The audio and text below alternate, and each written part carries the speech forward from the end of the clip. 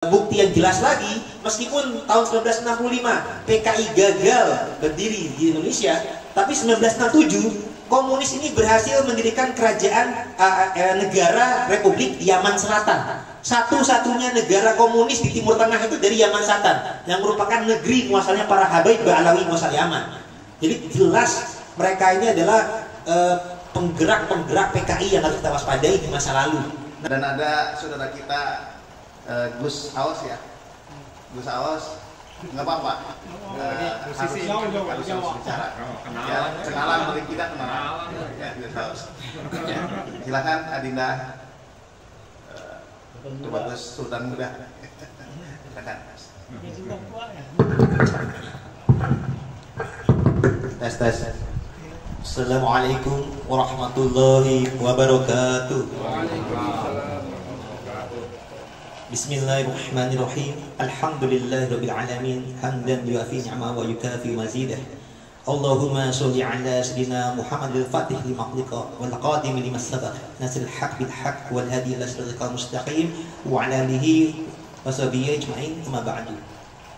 Yang kami muliakan dan kami hormati Al-Mukarram Sohibul Bait, kakanda kami Ki Haji Madin Usman Al-Bantani selaku tuan rumah dan juga pembina di Robitoh Babat Pasuruan Banten, dan juga pemangku adat di Balai Adat Karyan Tangerang, juga bagian daripada Babat Banten dan Lembaga Pemangku Adat Kesultanan Banten, dan juga wakil ketua di PWI Perjuangan Wali Songo Indonesia.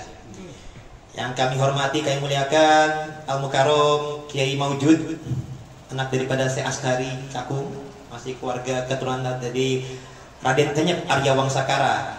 Kalau menurut revisi penelitian kami ke jalur Al-Jalani Al-Hasani. Dan kami hormati, kami muliakan juga Al-Mukarram dari Ketua Babat Banten Tubagus Soleh dan wakilnya beliau Kak Haji Maman. Kalau di lembaga Mangpadat masing-masing bergelar Kanjeng Pangeran Ing Banten KPB.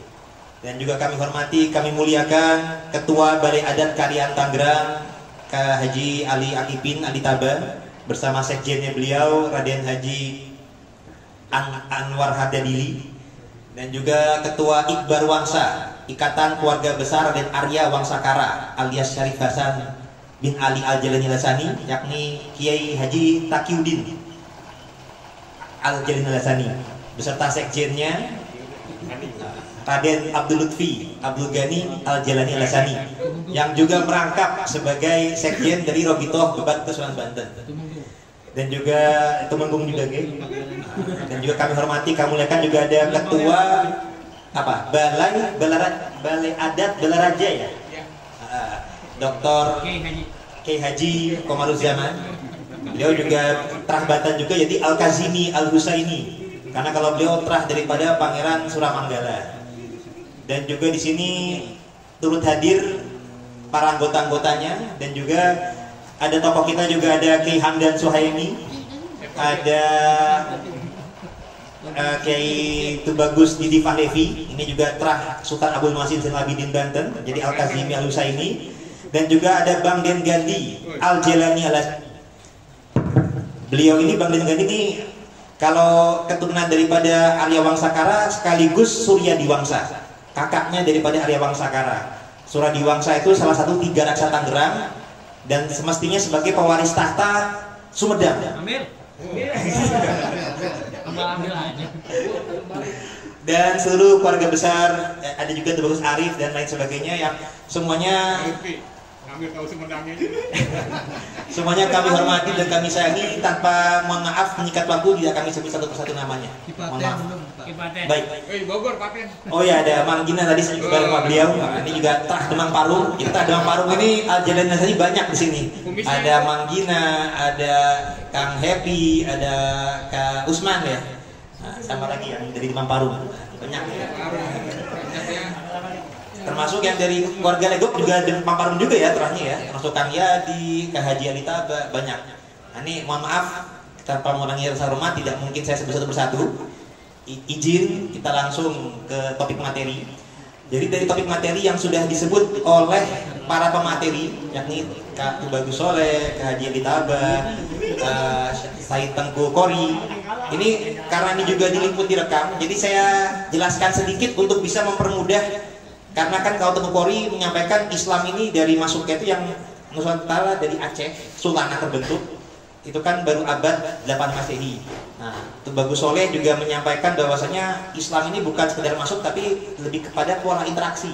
Apalagi Ke Haji Ali Taba juga menyampaikan, ya Islam itu ya sebenarnya ya dari ada Islam generasi pertama dan ada Islam yang generasi terkini. Nah, jadi ini titik temunya harus kita cek lacak lagi dari Al-Quran langsung, di mana Allah menyampaikan Innad dina indallahil Islam. Jadi agama di sisi Allah. Nah, kalau agama ini kalau bahasa Indonesia menggunakan bahasa Sanskerta artinya tidak kacau. Tapi kalau dalam bahasa Arab din. Jadi sebuah jalan. Nah, satu-satunya agama, satu-satunya jalan di sisinya Allah, Tuhan semesta alam adalah Islam.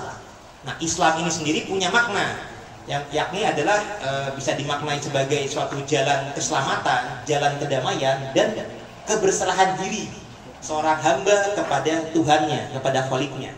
Nah, jadi ada Islam secara makna hakikat, ada Islam secara makna syariat. Nah, jadi kalau secara makna hakikat, sebenarnya dan Allah juga menyampaikan dalam Al-Quran bahwa misalnya setiap umat ini ada penyerunya, ada nabinya Allah.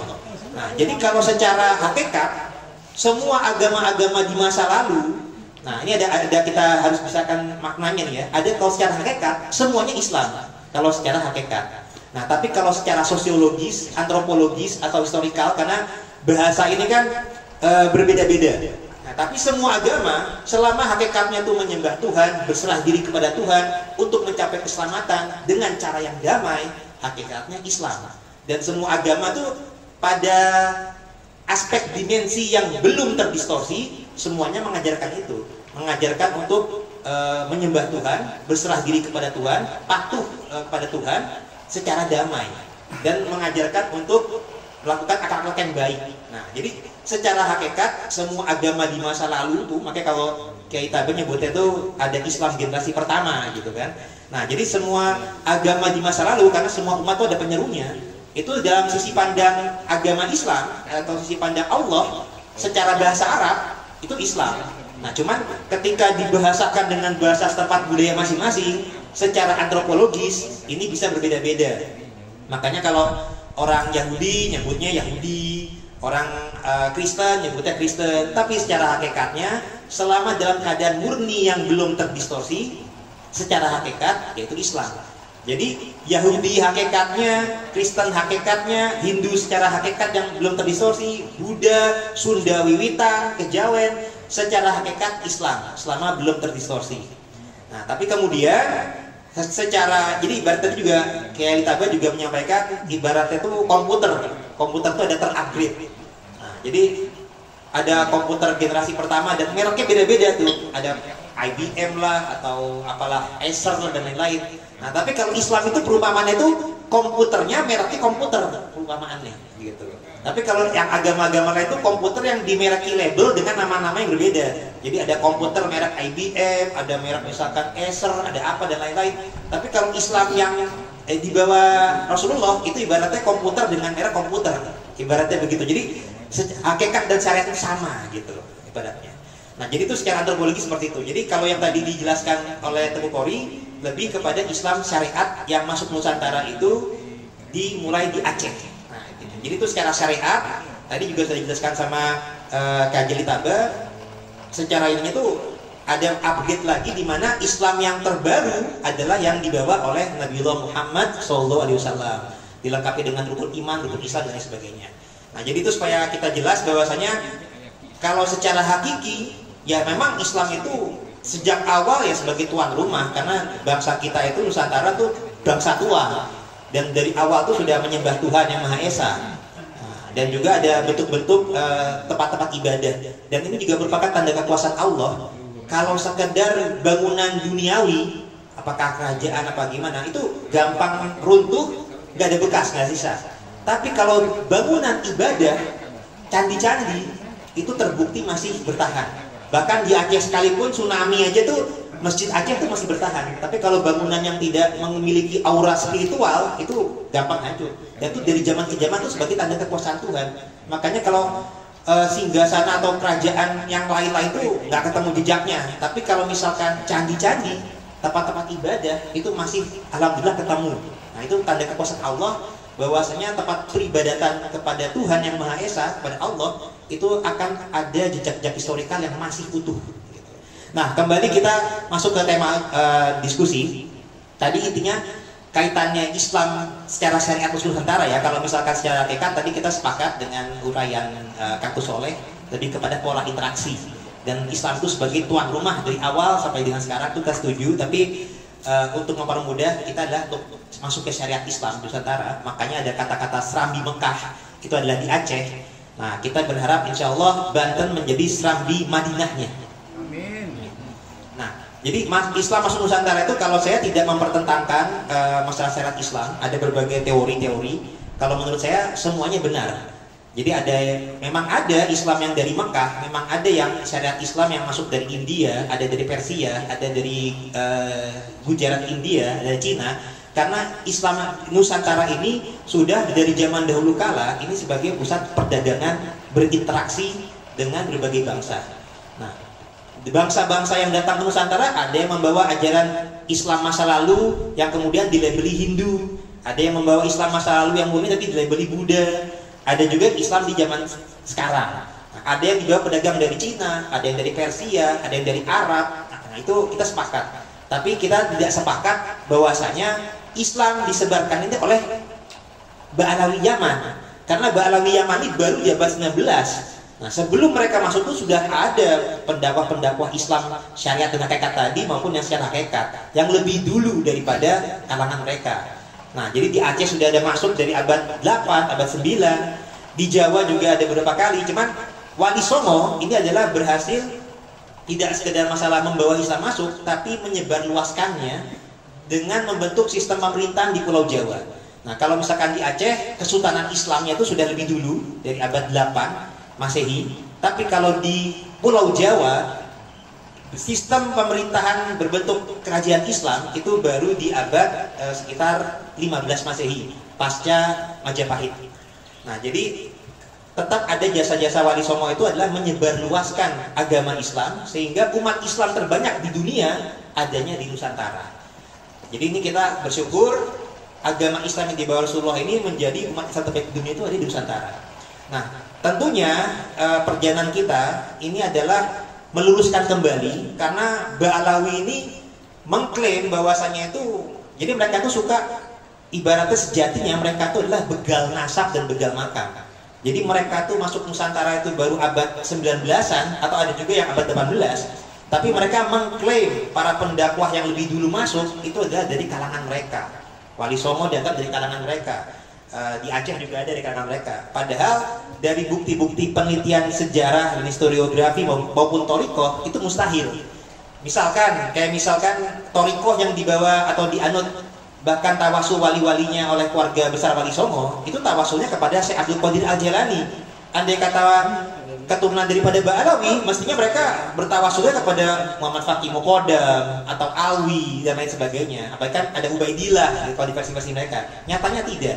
Dan torikohnya itu kalau para Ba'alawi ya torikohnya Ba'alawi. Sedangkan para wali Nusantara torikohnya itu ada Qadiriyah, Naksabandiyah, Syatariyah, Kubrowiyah. Nah, itu merupakan bukti bahwasanya wali Nusantara terutama yang di Pulau Jawa itu bukan berasal dari jalur Ba'alawi. Nah, apalagi kita juga sudah meneliti kembali tokoh-tokoh wali Nusantara itu ada yang bergelarnya Maulana Maghribi yang berasal secara ini dari Maroko. Ada juga yang bergelar Mahdum dan Asmarakandi. Nah, yang menandakan berarti dari jalur Uzbekistan. Tapi sepakat ujung-ujungnya tetap Mekah. Nah, Mekah itu merupakan daerah penyebaran agama Islam yang utama, tapi memiliki migrasi-migrasi perkembangan atau penyebaran. Bahkan sekarang alhamdulillah sudah lebih canggih lagi. Ada tes DNA itu ada peta genetik migrasi leluhur. Jadi ternyata keluarga Wali Songo yang meneliti tes DNA terbukti dari peta genetik migrasi leluhurnya tidak melalui Yaman, tapi dari Hijaz, kemudian Irak, kemudian Asia Tengah, Asia Selatan, baru ke Asia ke timur dan Tenggara, ke Nusantara. Sama sekali tidak melalui Yaman. Andai kata melalui Yaman di versi Ba'alawi yang konon versinya ada 9 generasi, mestinya dari Irak dari Hijaz ke Irak, kemudian ke Yaman dulu, baru ke Nusantara. Ternyata terbukti tidak sama sekali. Nah, jadi itu pelurusan tentang masalah Wadi Nusantara tidak ke Ba'alawi, dan kita juga mendukung bahwasanya kalau Kiai Haji Ibrahim Utsman meneliti bahwasanya Ba'alawi itu bukan zuriat Nabi, sedangkan kita di Robitoh Banten itu mendukung Wadi Nusantara itu yang tadinya diklaim sebagai bagian dari Ba'alawi, kita merevisinya bukan. Jadi ada Wadi Nusantara yang ke jalur Maghribi tadi, ke jalur Al-Jalani Al-Hasani, sedangkan yang jalur ke Uzbekistan atau Samarkand tadi yang bergelar Mahdum itu jalurnya kepada jalur Al-Bukhari, An-Naqawi, Al-Kazimi, Al-Husaini. Dan itu sudah kita terbitkan beberapa pengesahan silsilah, baik terhadap Kiai Wapres Mas Amin, kepada Gurus Kumpul, kepada di keluarga Pasuruan, dan juga di Cirebon, Nyakon Kanoman, dan lain sebagainya. Jadi kita sudah berupaya ke arah sana. Nah, perlu diketahui juga tentang masalah batilnya nasab Ba'alawi. Ini juga ada buku. Nah, sekalian saya iklankan. Ini Keimat juga sudah menerbitkan lagi kronik perjalanan ilmiah Kiai Haji Ibrahim Utsman Al-Bantani dalam mengungkap nasab palsu Ba'alawi. Nah, ini terbitan terbaru tahun 2024. Nanti bisa dipesan ke santri beliau, namanya Mang Alun. Nomor teleponnya ini kalau di YouTube bisa direkamkan ya, di 0838 9563 6244. Nah, itu nanti mungkin saya dipesan kepada Mang Alun, bisa supaya lebih detail lagi. Cuma intinya saya juga mau menjelaskan sedikit tentang masalah kepalsuan nasab Ba'alawi. Ini kalau kita hanya sekedar menganggap nasab palsunya Ba'alawi ini hanya karena tidak sekedar tidak tercatat dalam data sejaman, ini masih gampang dianggap lemah. Makanya kalau saya lebih tepatnya adalah bukti batilnya nasab Ba'alawi itu adalah karena bukti-bukti yang kontradiksi atau kontradiktif. Jadi ada data-data yang kontradiksi. Nah, ini yang perlu kita tekankan, masalah kontradiksi saja. Kontradiksi ini tentunya.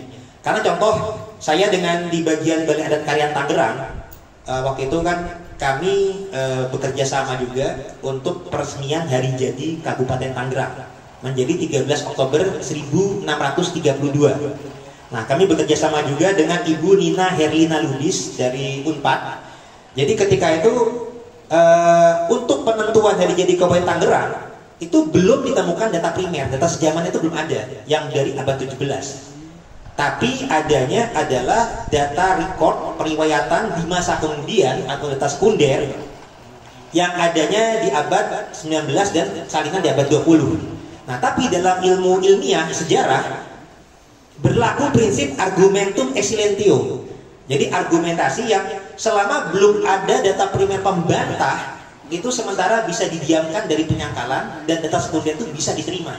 Nah, jadi kalau ada ungkapan bahwasanya sesuatu yang tidak ada di data primer itu belum tentu tidak ada, itu betul, tapi yang salah apabila kontradiktif.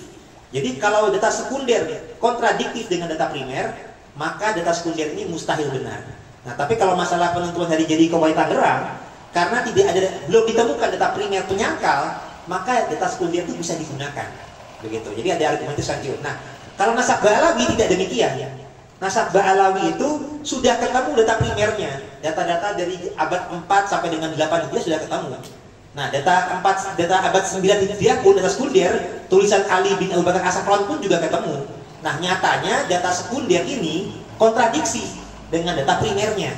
Nah, andai kata data primer belum ketemu, kita masih husnuzon dulu, argumentum sentio. Tapi karena data 4 sampai dengan data Hijriah sudah ketemu, yakni data kitab Sejatul Mubarokah, ini ketemu bukti yang berkontradiksi antara data sekunder dengan data primer. Nanti juga antara data internal Yaman kontradiksi dengan data eksternal Irak. Nah, nanti ada juga data yang sifatnya kontradiksi. Nah, kontradiksi inilah yang merupakan bukti utama bahwasanya Ba'alawi itu mustahil turunan Nabi dan nasabnya ada batil pada Nabi. Contoh, dalam data sekunder kan namanya Ali bin Abu Bakar As-Sakran itu menganggap leluhurnya beliau Ubaid alias Ubaidillah ini anak daripada Said Ahmad bin Isa dari Irak. Bahkan di versi-versi Yaman selanjutnya itu ada tambahan lagi bahwasanya Ubaidillah ini lahirnya pun di Irak. Usia 22 tahun baru bersama ayahnya hijrah ke Yaman. Nah, ini kita perbandingkan dengan data yang lebih tua atau primer dan juga dengan data dari negeri muasalnya yang Irak tadi. Karena kan dari Yaman ini disampaikan dari Irak. Sesuai atau tidak? Nah, kalau sesuai baru bisa diterima. Kalau tidak sesuai, kontradiksi, maka pastilah salah satu data ada yang salah. Dan yang salah itu adalah yang lebih baru, yang sekunder. Tidak mungkin data sekunder itu bisa dianggap lebih betul daripada data primer, tidak mungkin. Nggak mungkin untuk mengalahkan data primer. Anak kuliah S1 yang belum lulus sejarah, anak kuliah sejarah belum lulus S1 saja sudah tahu bahwasanya kaidah ilmiah itu tidak bisa data masa kemudian data sekunder mengalahkan data primer sejaman, itu nggak bisa. Nah, jadi kalau ada yang lulusan S2, S3 tapi berubah alawi, ini mereka belum paham kaidah ilmiah, melenceng, pemikirannya melenceng. Karena anak kuliah S1 yang belum lulus saja itu sudah patokan hukumnya itu seperti itu, hukum ilmiahnya gitu. Nah, jadi ketika misalkan kontradiksinya adalah dalam data primer Ahmad bin Isa ini yang dari Irak, anaknya hanya 3, Muhammad, Ali, dan Husain saja dalam kitab Sayyidun Barokah. Ini bertentangan dengan data Yaman. Dengan data versi Yaman Ubaidillah, bahwasanya Ubaidillah juga anaknya. Nah, ini juga kontradiksi dengan rasional. Karena apa? Anak-anak Ahmad bin Isa ini pola-polanya adalah mencintai Nabi dan keluarganya, Muhammad, Ali, dan Husain. Tiba-tiba ujuk-ujuk dari versi Yaman ini menambahkan nama Ubaidillah. Padahal nama Ubaidillah ini adalah nama pembantai keluarga Nabi. Jadi perlu diketahui, Sayyidina Husain bin Ali bin Abi Thalib beserta keluarganya dibantainya oleh tokoh yang bernama Ubaidillah bin Ziyad, panglimanya. Nah, jadi apakah mungkin ada seorang Ahmad bin Isa asli ini memberi nama Muhammad, Ali, Husain, nama-nama keluarga Nabi, tiba-tiba menambahkan dengan nama pembantai keluarga Nabi? Ini kontradiksi, nggak masuk akal, gitu. Dan juga bertentangan antara data yang lebih tua yang kemudian dengan data lebih tua, dan juga bertentangan dengan data Irak, dengan data eksternal Irak. Karena dalam data eksternal Irak, Said Ahmad bin Isa yang asli ini tidak hijrah ke Yaman dan tidak meninggal dan dimakamkan di Yaman, gitu. Dan anaknya hanya 3 saja. Artinya data Ba'alawi ini bertentangan dengan data yang lebih tua maupun dengan data muasal daripada Irak.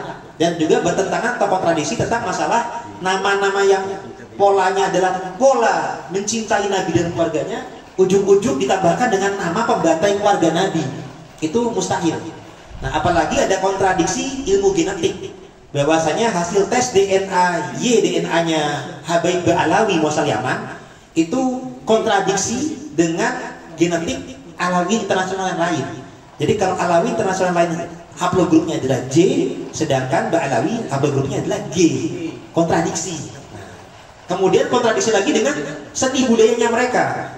Tariannya mereka tuh berbeda dengan Alawi internasional lainnya, malahan sama dengan tarian Yahudi.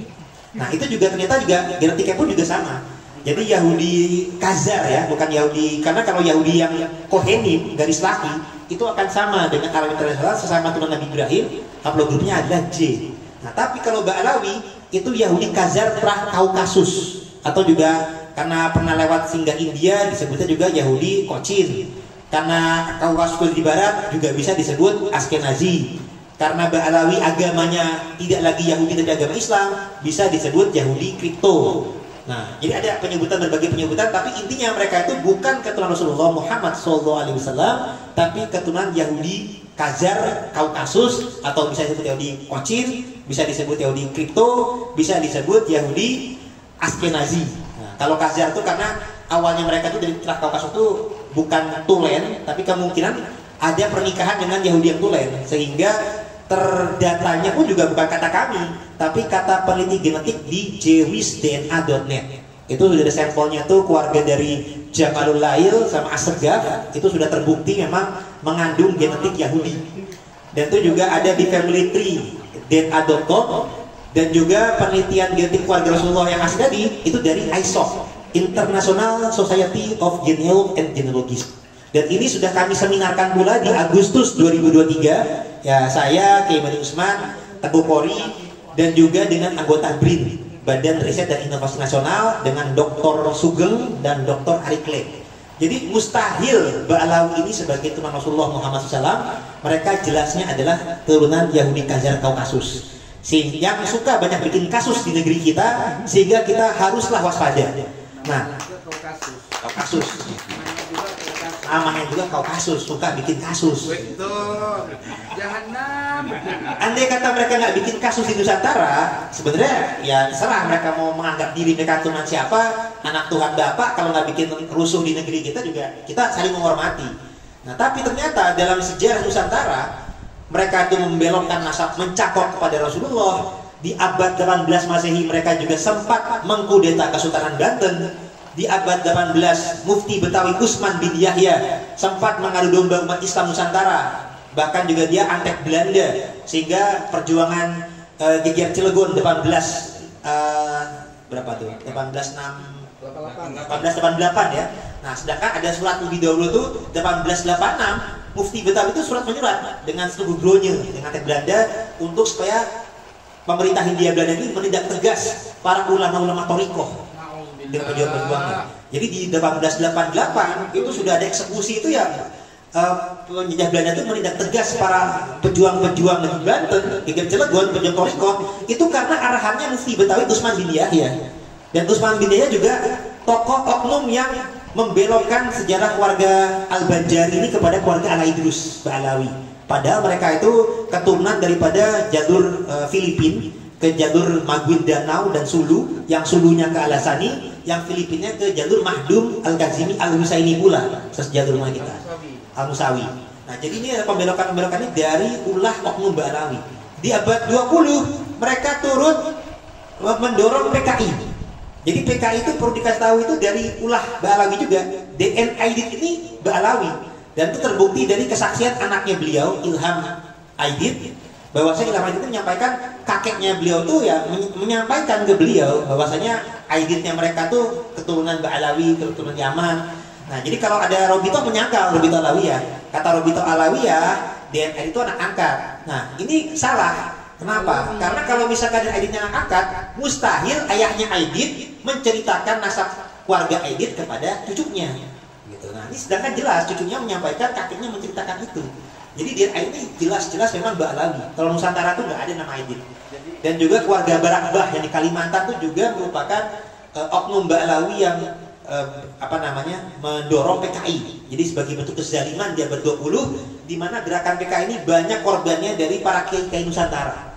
Dan juga bukti yang jelas lagi, meskipun tahun 1965 PKI gagal berdiri di Indonesia, tapi 1967 komunis ini berhasil mendirikan kerajaan negara Republik Yaman Selatan. Satu-satunya negara komunis di Timur Tengah itu dari Yaman Selatan, yang merupakan negeri muasalnya para Habaib Ba'alawi muasal Yaman.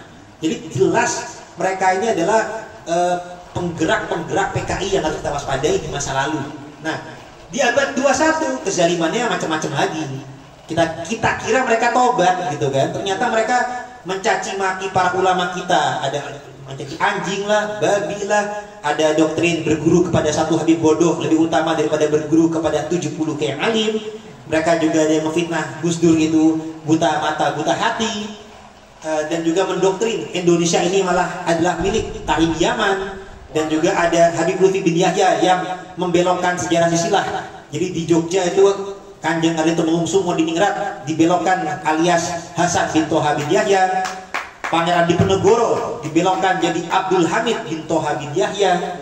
Panembahan Girilaya di Cirebon itu dibelokkan jadi Muhammad Qodi bin Yahya. Di Tangerang ada Syekh Gajah Barong dibelokkan jadi Husain bin Toha bin Yahya. Dan dia juga mencangkok ke Banten, jadi hati-hati. Jadi Lutfi bin Yahya ini mencangkok nasab ini, garis perempuan ini dicangkokkan kepada keturunan daripada Pangeran Muhyiddin bin Sultan Zainul Solihin Banten. Padahal Sultan Zainul Solihin Banten itu hanya punya anak Safiuddin saja.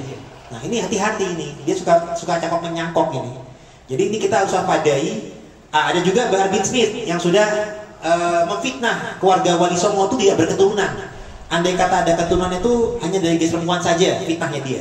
Dan itu tahun lalu itu sudah kita coba proses. Dia tuh memfitnah itu menyatakan dari suratnya Robito Alawiyah Nah, kita bantah karena dalam Rabi'ah Alawiyah sendiri kan punya data kitab Syamsul Az-Zahirah. Nah, dalam kitab Syamsul Az-Zahirah halaman 567 terbukti sampel Wali Songo berketurunan itu dari Sunan Gunung Jati melalui jalur Kesultanan Banten. Sampai dengan 14-15 generasi itu tercatat. Jadi mustahil Wali Songo itu nggak punya keturunan. Nah, jadi ini luar biasa fitnah mereka, dan alhamdulillah juga untuk nasab Wali Songo pun sudah kami luruskan. Jadi kalau Sunan Giri dan Sunan Kudus, Sunan Gunung Jati 1, Sunan Gunung Jati 3, Pangeran Jakarta itu jalurnya kepada jalur Al-Maghribi atau Al-Qadiri Al-Jalani Al-Hasani. Sedangkan kalau Sunan Gunung Jati yang kedua Syarif Hidayatullah, termasuk tadi yang tadi Wangsakara juga ke sana ya. Termasuk kalau untuk Sunan Gunung Jati Syarif Hidayatullah ke Sunan Banten, Cirebon itu ke jalur Al-Makhdum Al-Bukhari Al-Kazimi Al-Husaini. Perlu dijelaskan juga ya? Jelaskan juga. 1 menit lagi, oke.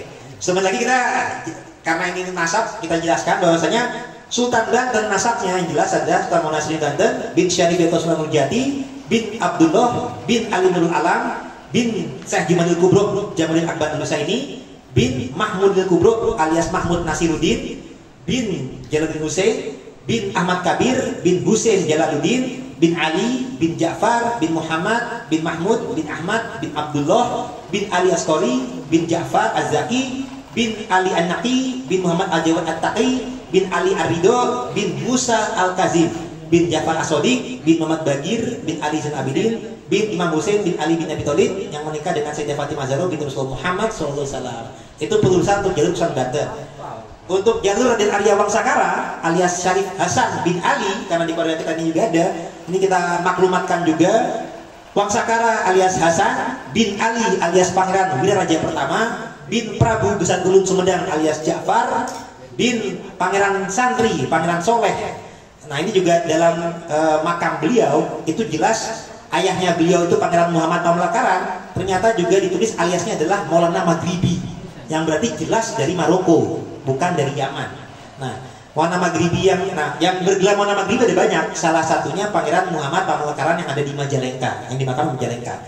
Nah, bin Pangeran Panjunan Abdurrahman bin Sayyidatul Kafi Cirebon bin Sayyidatul Ahmad bin Sayyidatul Isa bin Abdul Qadir bin Junaid bin Abdul Qadir bin Su'aib bin Abdul Jabar bin Abdul Razak bin Abdul Aziz bin Ahmad bin Soleh bin Sultanin Aulia Syekh Abdul Qadir Al-Jalani Al-Hasani. Katasnya lagi bin Abu Soleh Musa Janki Dausat bin Abdullah bin Yahya bin